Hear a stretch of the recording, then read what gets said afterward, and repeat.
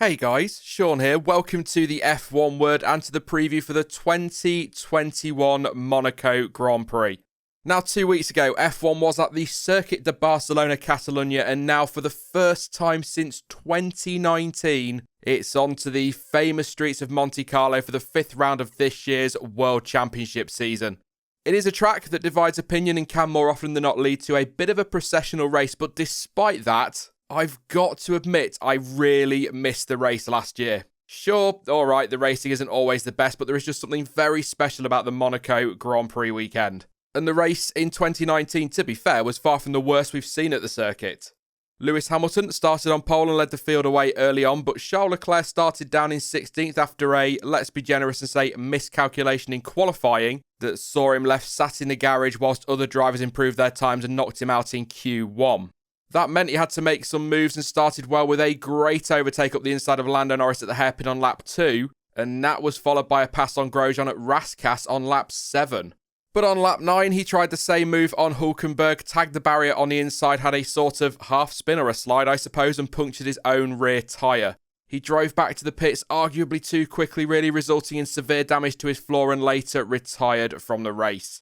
Lap 11, the pit stop saw Verstappen and Bottas come in together, with Red Bull releasing Verstappen into Bottas's path. The two seemed to touch ever so slightly in the pit lane, and Bottas tapped the barrier whilst trying to avoid the contact. That, as you may well expect, resulted in a 5-second time penalty for Verstappen for an unsafe release.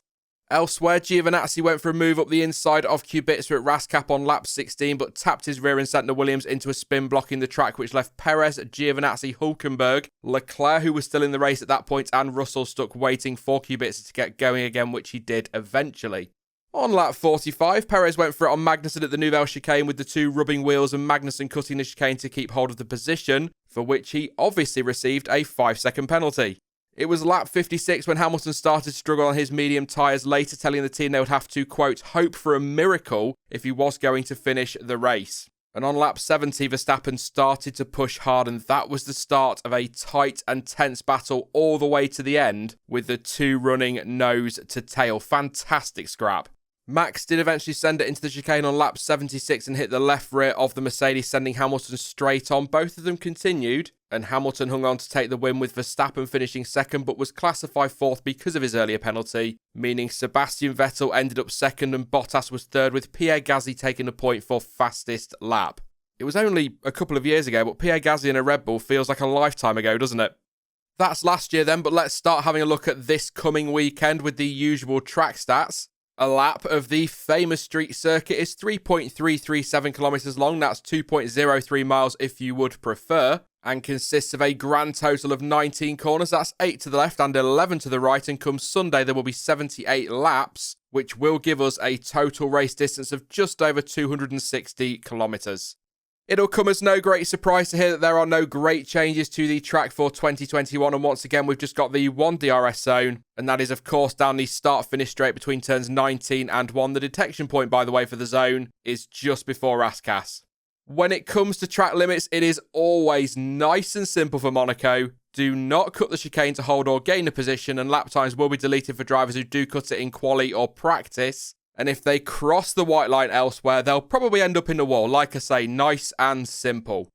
As for the tyres, well, in Spain it was the hardest compounds in the range, and for Monaco it's the softest. So that is the hard C3, the medium C4 and the soft C5. I try my best to get excited with tyres, but anyway, it is of course extremely difficult to overtake at Monaco, so strategy is absolutely the key. And qualifying is pretty much the most important session of the weekend. Sure, drivers have still got to get the cars to the flag on Sunday, but as we've seen a couple of times now over the last few years, even if a driver hits technical trouble or their tyres fall away, it is still possible to win the race at a reduced pace because, again, it is so tough to overtake.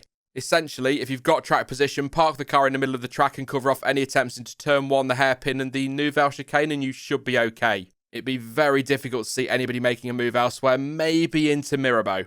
So you can fully expect a one-stop race on Sunday, as the track is not really challenging on the tyres, but it is worth noting that as it is a street circuit, the track can often be very green early on and track evolution tends to be quite high. But on top of that, the first 2 practice sessions take place on a Thursday, meaning according to Pirelli, the track can, quote, reset itself ahead of Saturday running, although F2 could help reduce that risk.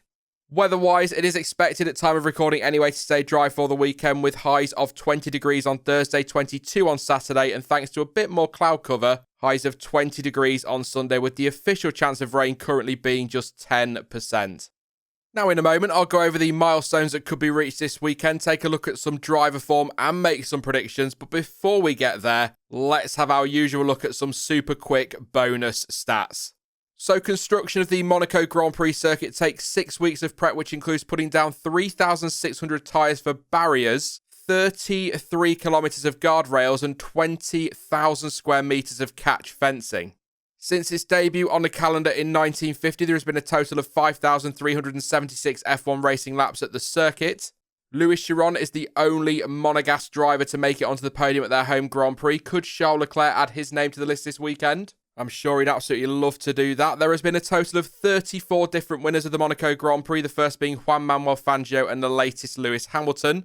And it's Ayrton Senna who holds the record for the most number of wins at the circuit with 6 victories. His last one coming in 1993 where he beat Damon Hill to the win by just over 52 seconds to take his 5th victory in a row at Monaco. Incredible. As for the milestones and the records that could be hit or broken this weekend, the 2021 Monaco Grand Prix will be the 78th running of the race and its 67th appearance as part of the World Championship. Williams will celebrate its 750th Grand Prix in Monaco, but for those wondering, that number only includes the race the team entered as a constructor and does not include the entries made by Frank Williams as a privateer prior to 1978. Lewis Hamilton, Max Verstappen and Valtteri Bottas have finished on the podium in that order at each of the last 2 races, and if they were to do that again on Sunday, who bet against it? It will be the first time in the sport's history that 3 races in a row have featured the same top 3 in the same finishing order. Ayrton Senna's tally of 8 Monaco podiums could be equalled this weekend by either or both Lewis Hamilton and Sebastian Vettel. And if Kimi Raikkonen, we need a Kimi stat, manages to complete every lap of Sunday's race, he will be 1 lap shy of equalling the record for most laps raced at the famous street circuit. The record is currently held, by the way, by Graham Hill, who raced a total of 1,211 laps in the Principality. As always, thank you so much to Lights Out Blog for providing some of the stats for this preview, and if, like me, you love a good stat, then you can check out their website by following the link in the description down below. Lots of good stuff over there to sink your teeth into. Right then, shall we run through some driver form? As ever, I've picked out 5 drivers, but this week I've done it completely at random. I mean, why not? Last time out in Monaco was Valtteri Bottas' first ever appearance on the podium at the circuit, but he did score points at the track in 2018 and 2017. However, prior to joining Mercedes, the Finn had never scored points in the Principality with a best finish of P12. When it comes to qualifying, he has only started on the front row once, and that was in 2019, with his best quali prior to that being 3rd in 2017. Pierre Gasly has scored points on both of his Monaco appearances, taking 5th and the fastest lap in 2019 for Red Bull and 7th for Toro Rosso in 2018. The Frenchman has also qualified inside the top 10 on both occasions and outqualified his teammate Brendan Hartley in 2018, but wasn't able to do the same to Max Verstappen a year later, but his 5th place quali result last time out was his best start at the track. Lance Stroll has had a difficult time in Monaco, having never scored a single point. His best finish came in 2019, where he ended the race in 16th. This cause not helped, of course, by a 5-second time penalty. He has also yet to outqualify a teammate at the circuit, and as if that wasn't all bad enough for him, Stroll has also never made it out of Q1, his best and weirdly enough only quali result being 18th place. Daniel Ricciardo has, for the most part anyway, gone well at Monaco. He took the win in 2018 and perhaps would have done in 2016 if not for a Red Bull pit stop cock-up. He finished on the podium that year though, and as well in 2014 and 17 and scored in 2015 and 19. However, he did retire from each of his first 2 appearances at the circuit. The Aussie though has reached Q3 every year since 2014 and took pole in 2016 and 18.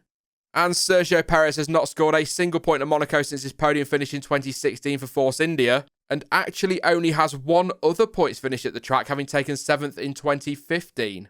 Other than those results, though, you have to go all the way back to his Sauber days for his best result, which was P11 in 2012. However, he has only failed to reach Q3 at the circuit twice, with his best qualifying result being 7th. And of course, we can't talk about Checo without mentioning his huge accident during Q3 in 2011, which he was injured in and deemed unfit to race by the doctors. but he did return a couple of rounds later, finishing 11th at the European Grand Prix. It was a horrible crash. You know what all that means then? It is time for my predictions, and this one is a fairly tough call, but as always, I'll base them off past form and which teams and drivers tend to go well at the track. The last 3 Monaco Grand Prix have been a mixed bag though when it comes to winners, with Vettel, Ricciardo and Hamilton each taking wins.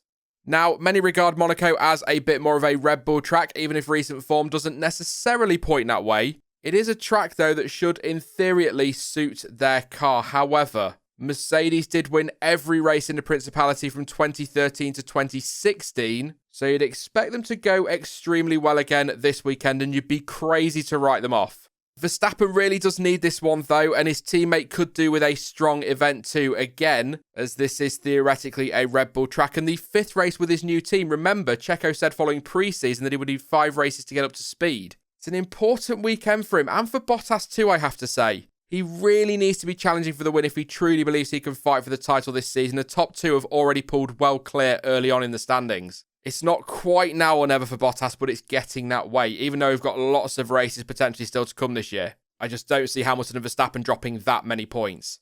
But anyway, whilst I think both McLaren and Ferrari will go well, I would be surprised if anyone other than Verstappen or Hamilton is fighting for the win on Sunday. But that said, both Charles Leclerc and Lando Norris have been very strong in qualifying so far this season. So if they can keep that up in Monaco, and with the track position being so important, they could at the very least cause the likes of Bottas and Perez some problems in that fight for the final step on the podium. That could be a really interesting little battle.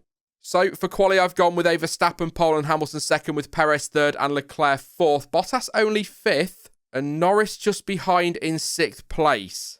And on Sunday, as it can be a little bit processional, let's be honest, I'm going to stick with the same top 2, but go bold-ish for my final podium pick and say Leclerc just pips Perez to it. But just for anyone who thinks I'm writing off their favourite driver or team, when it comes to especially that midfield, you can't write anybody off. But ultimately, as is the nature of competitive sport, someone has to be first and somebody has to be last. And that is the 6 I've gone for in qualifying and the results from the race. I do, as that all points to, believe Ferrari and McLaren will top the midfield again this weekend, but behind them, as tight as it will be, I quite fancy Vettel to pick up his first point or 2 of the season, and I reckon Ocon will out-qualify Alonso again on Saturday. I don't really know why, just a gut feeling.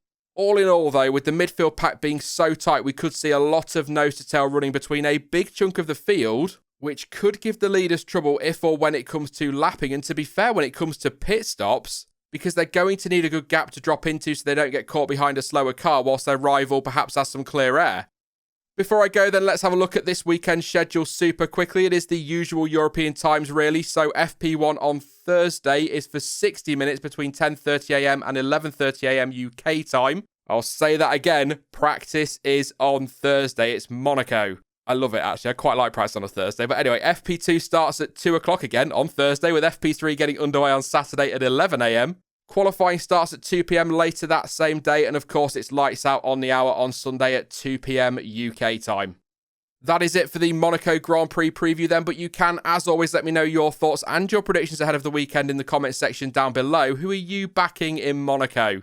Now, I will be back soon with another video, but in the meantime, if you did enjoy this one, then please do leave a like, as it really helps out the channel. And don't forget to subscribe so you don't miss out on any future content. But as ever, thank you for watching. I've been Sean, this has been the F1 Word, and until next time, goodbye.